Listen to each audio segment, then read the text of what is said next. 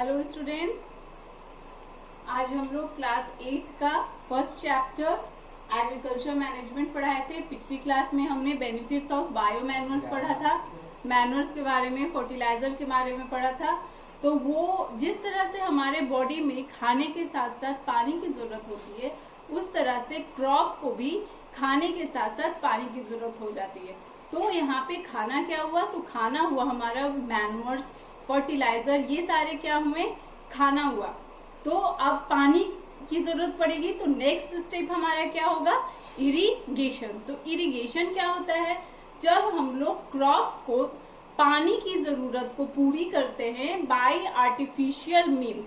Bye artificial means कहने का मतलब क्या हो रहा है कि मतलब हम लोग जो पॉन्ड से, बेल से, हैंडपंप से, लेक से, तो इन सब से जो पानी की जरूरत क्रॉप की जो हम लोग पूरी करते हैं, तो उसे ही बोलते हैं इरिगेशन। इरिगेशन को हिंदी में सिंचाई बोलते हैं।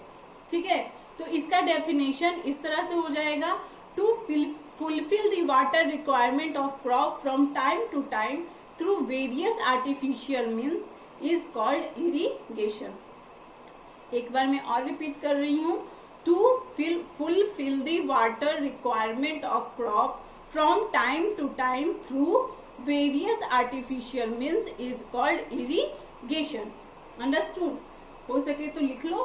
अब हम लोग पढ़ेंगे benefits to the crop by irrigation। मतलब कि हमें इरिगेशन से क्रॉप को क्या क्या बेनिफिट्स होते हैं, मतलब क्या क्या फायदे होते हैं। तो सबसे पहला फायदा है फॉर सीड जर्मिनेशन। इरिगेशन की बहुत ज्यादा जरूरत पड़ती है for seed germination. Seed germination कहने का मतलब क्या हुआ? सीड क्या होंगे? अंकुरित होंगे। जब तक सीड अंकुरित नहीं होगा तब तक वो प्लांट में चेंज नहीं हो सकता है। और सीड जर्मिनेशन के लिए इरिगेशन की फैसिलिटी होना बहुत ज्यादा जरूरी है। बिना इरिगेशन के सीड जर्मिनेट नहीं करेगा। ठीक है। सेकेंड क्या होगा? To supply water to the leaves for transpiration. किसके लिए? To supply water, to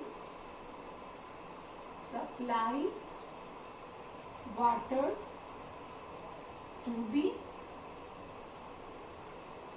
lips for transpiration. तो ये बच्चों ट्रांसपिरेशन क्या है? ट्रांसपिरेशन उस प्रोसेस को बोलते हैं जिनमें लिप्स क्या होती है, लिप्स में बहुत सी छोटी छोटी क्या होती है? छिद्र होती हैं। उस छिद्र के द्वारा लिप्स क्या करती है? एक्स्ट्रा वाटर को, ठीक है, जो एक्स्ट्रा वाटर होती है उन्हें क्या करती है? एनवायरमेंट में रिलीज करती है, जिनके कारण देखोगे कि जहाँ पे ज्यादा पेड़ पौधे होते हैं वहां पे बारिश भी अच्छी होती है।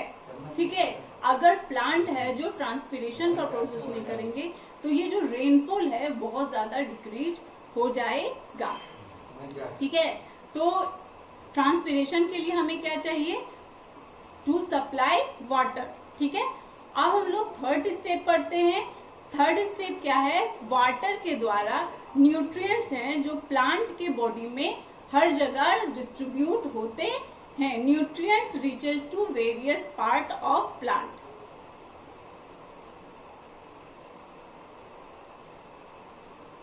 Nutrients reaches various part of plant through water. ठीक है। जो न्यूट्रिएंट्स होते हैं, न्यूट्रिएंट्स कहाँ प्रेजेंट होते हैं? तो न्यूट्रिएंट्स सॉइल में प्रेजेंट होते हैं। पानी भी सॉइल में ही प्रेजेंट होती है। सॉइल में सारे न्यूट्रिएंट्स क्या रहते हैं? मिक्स हो जाते हैं, और वो न्यूट्रिएंट्स है जो पूरे प्लांट के बॉडी तक पहुंचता है। किसके द्वारा? तो वाटर के द्वारा। ठीक है। चौथा बेनिफिट्स क्या है?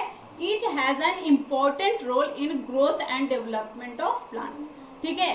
तो पानी है जो बहुत ही एक अहम भूमिका निभाती है प्लांट की ग्रोथ और डेवलपमेंट में, ठीक है। Play important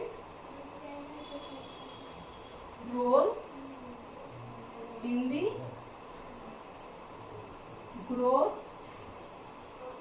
and development of plant। Okay, तो वाटर क्या करती है, एक बहुत ही इंपॉर्टेंट रोल है जो निभाती है किसमें, ग्रोथ और डेवलपमेंट में प्लांट के।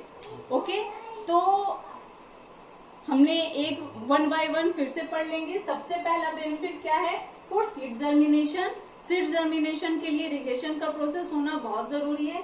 सेकंड क्या है, to supply water to the leaves for transpiration, transpiration भी प्लांट के लिए बहुत ज्यादा जरूरी है। अगर वाटर ही नहीं रहेगा तो ट्रांसपिरेशन का प्रोसेस भी नहीं हो सकता है।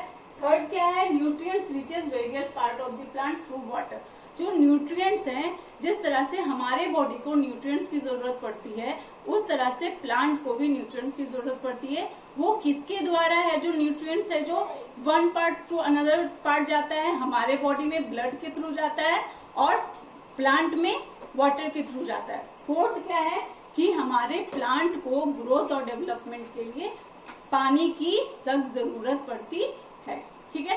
अब हम लोग पढ़ेंगे sources of water for irrigation, मतलब कि वाटर इरिगेशन के क्या क्या सोर्सेज हैं। तो फार्मर है जो कई सोर्सेज यूज करते हैं, जैसे कि रिवर हो गया, पॉन्ड्स हो गया, बेल हो गया, लैक हो गया, कैनाल हो गया, डैम्स हो गए। तो ये सारे क्या हैं, सोर्सेज हैं किसके, वाटर इरिगेशन के।